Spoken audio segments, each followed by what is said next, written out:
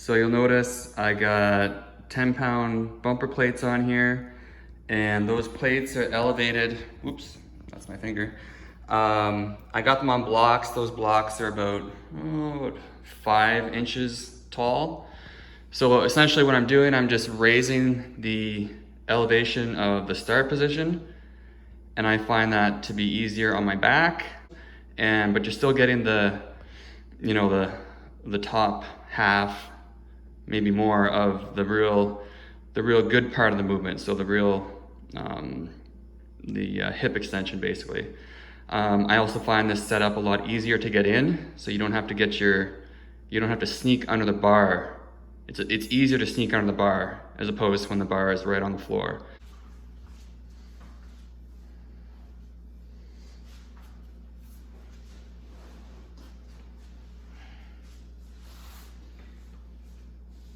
So you can easily sneak under there.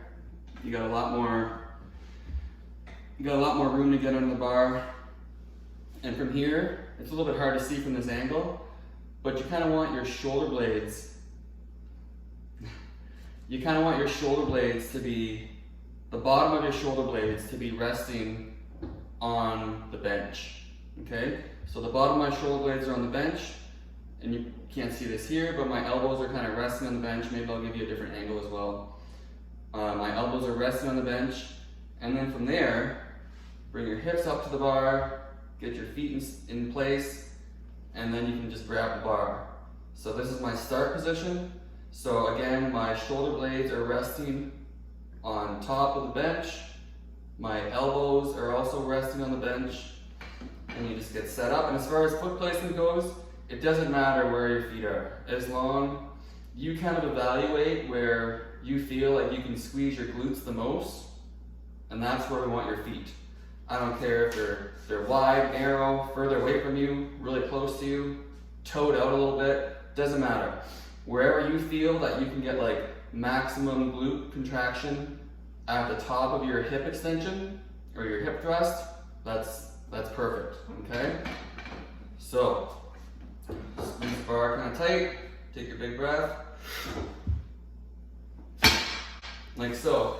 And here, like these blocks, you can move the bar around a little bit so you can pull it in close to you. It just gives you a lot more options when you're getting set up.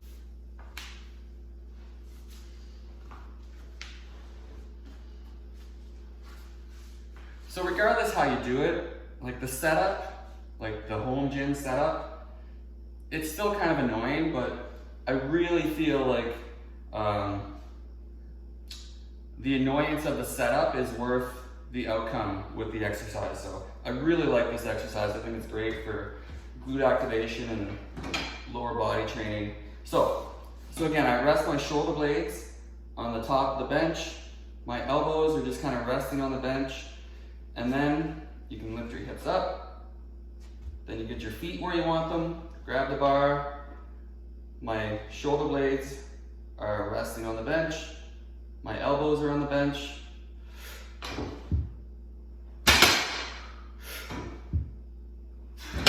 So it's a pretty short range of motion with these blocks, but honestly, I find the bottom part of the hip thrust it just kind of pisses off my back. So again, I feel like I can get the benefit of the exercise, just cutting the range of motion in half. And you'll notice if you do have blocks, I have these little pieces of rubber. I don't know where I got them. Anyway, this is like maybe 1/8 of an inch thick. So all it does is like kind of stops it from rolling around too much. Even though it's pretty thin, it still gives a little bit of cushion as opposed to the wood. I hope that's helpful.